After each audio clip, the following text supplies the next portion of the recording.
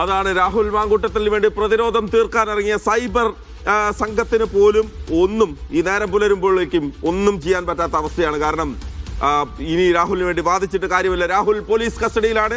Sajid Ajmal report ചെയ്യുന്നു. പാലക്കാട് നിന്ന് ഇന്ന് പുലർച്ചെ കൃത്യമായി പറയാം, ഇങ്ങനെയാണ് രാഹുലിനെ കസ്റ്റഡിയിലെടുത്തത്. അതായത് ഒരു യുവതിയുടെ പരാതി ദിവസങ്ങൾക്ക് മുൻപ് എന്ന് നമ്മൾ കരുതുകയാണ്.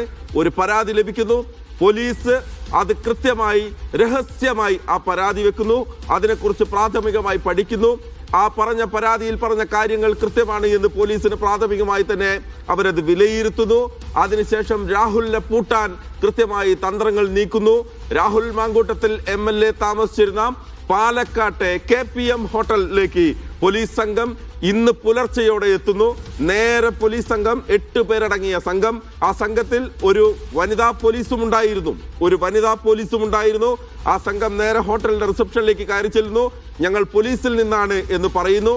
ID കാർഡ് കാണിക്കുന്നു. റിസപ്ഷനിലുള്ള ആളുകളുടെ ഫോണുകൾ വാങ്ങി മാറ്റിവെക്കുന്നു. ഒരു തരത്തിലുള്ള കമ്മ്യൂണിക്കേഷനും വേണ്ട എന്ന് കരുതി തന്നെ ആ ഫോണുകൾ മാറ്റിവെച്ച് പറയുന്നു, ഞങ്ങൾ രാഹുൽ മാങ്കൂട്ടത്തിൽ MLA കസ്റ്റഡിയിലെടുക്കാൻ വന്ന പോലീസ് സംഘമാണ് എന്ന് പറയുന്നു. അദ്ദേഹം രാഹുൽ സ്ഥിരമായി താമസിക്കുന്ന മുറിയിലേക്ക് നേരെ ചെന്ന് തട്ടി വിളിക്കുന്നു. രാഹുൽ മാങ്കൂട്ടത്തിൽ മാത്രം ആ മുറിയിലുണ്ടായിരുന്നു. നേരെ ചെല്ലുന്നു. 10-15 മിനിറ്റിനിടയിൽ രാഹുലിനോട് ഇങ്ങനെ ഒരു പരാതിയുണ്ട്, നിങ്ങളെ കസ്റ്റഡിയിലെടുക്കുന്നു എന്ന് പറഞ്ഞ് നേരെ കൂട്ടിക്കൊണ്ടുവന്ന് നേരെ പുലർച്ചെ നേരെ ഹൈവേയിലൂടെ MC റോഡ് വഴി പത്തനംതിട്ടയിലേക്ക് എത്തിക്കുന്നു. ഇപ്പോൾ വരുന്ന വിവരം പത്തനംതിട്ടയിലെ AR ക്യാമ്പിൽ രാഹുൽ മാങ്കൂട്ടത്തിൽ MLA എത്തിച്ചിട്ടുണ്ട് എന്നുള്ളതാണ്. പാലക്കാട് നിന്ന് പത്തനംതിട്ടയിലേക്ക് നേരം പുലരുന്നതിന് മുൻപ് തന്നെ രാഹുൽ മാങ്കൂട്ടത്തിനെ കസ്റ്റഡിയിലെടുത്ത് പോലീസ് പൂട്ടി നേരെ പത്തനംതിട്ടയിലെ AR ക്യാമ്പിൽ എത്തിച്ചിട്ടുണ്ട് എന്നുള്ളതാണ് വിവരം. അതീവ ഗൗരവമുള്ള മറ്റൊരു പരാതി കൂടി രാഹുൽ മാങ്കൂട്ടത്തിനെതിരെ വരികയാണ്. ഒരുപക്ഷെ ആദ്യം വന്ന 2 പരാതികളുടെ അതേ മെറിറ്റിൽപ്പെട്ട അതേ ആക്ഷേപങ്ങൾ, അതേ ആരോപണങ്ങൾ, അതേ തരത്തിലുള്ള പീഡനം സംഭവിച്ചു എന്നുള്ള പുതിയൊരു പരാതി വരികയാണ്.